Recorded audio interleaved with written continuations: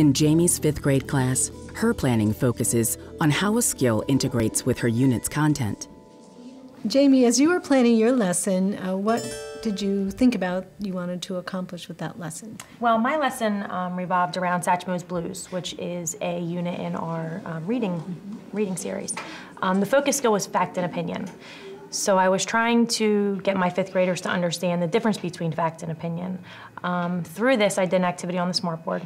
And I wanted to make sure that they were aware of the difference, what a fact and what an opinion was.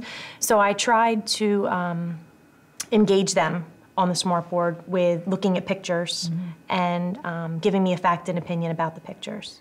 Jamie, as you were planning your lesson and thinking about how you were going to create the environment for learning, and a piece of that is setting objectives, what kinds of things do you do to communicate your objectives to students or to help you set the objectives? Well, in the beginning of the year, in my classroom, I have the Bloom's Taxonomy words posted. Under each Bloom's Taxonomy word, there's different strategies the students can use. So when we first introduced the Classroom Instruction that Works strategies, I stressed them the importance of setting objectives.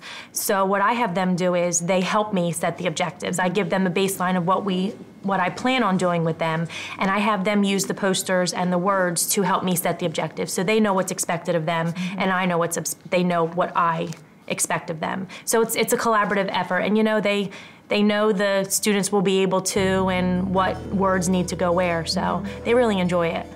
They're a part of it.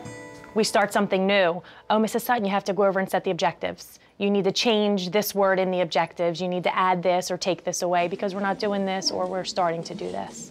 So they're really cognitive and of the strategies.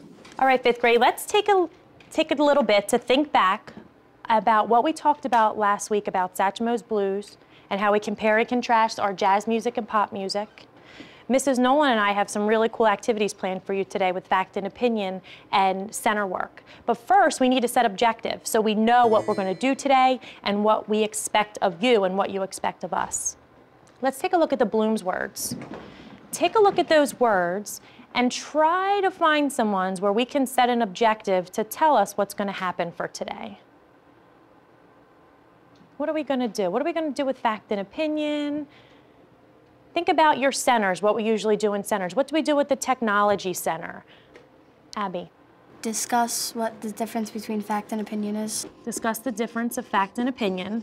Now, who can remember when we start out an objective, what am I supposed to start out with? What are you supposed to be able to do? What's my word? It's kind of I think you might know. You know our little acronym we use? I don't remember.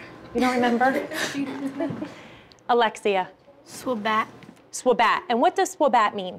Students will be able to. Good job. So we're going to just put it short up here. Students will be able to. So the first thing you're going to be able to do is discuss the difference between fact and opinion.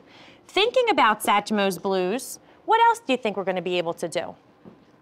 Hold on. We could analyze the stuff, like when by like time order events, when he was able to get it, when he was working for it. That's pretty much what you could do. Okay, so we're going to work with time order. How about we use sequence? Sequence the events. And one more. After we're done our fact and opinion on the smartboard and we're talking about our centers, we're going to get into our centers. And when we're in centers, what do we usually do? What do we do while we're in centers? When we're like in writing center, we have to read it. We have to read the directions and we have to write what like the story's about. Good job. And how do you work when you're in centers? We have to like read the story. Okay. We have to read the story first, then we get a Are you working by yourself or are you working with other people? Working with other people. So when we work together, what are we working in, boys and girls? Groups.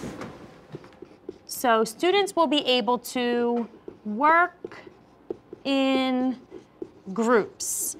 Cooperative learning is another strategy that's part of the first component of the framework. And I know myself, I never had the whole picture of cooperative learning. I always thought it was just put them in groups and let them learn. But now through researching the strategies and understanding, with cooperative learning, everyone has a role and everyone has a part, and they can choose the part of what they think is most comfortable. And I think with using the strategies the way we have been using them, cooperative learning has been a bigger part of my classroom now. And additionally, through the cooperative learning, we're doing more student-led instruction and letting the lessons just take on a natural form and letting them take it to levels that we never thought was even possible.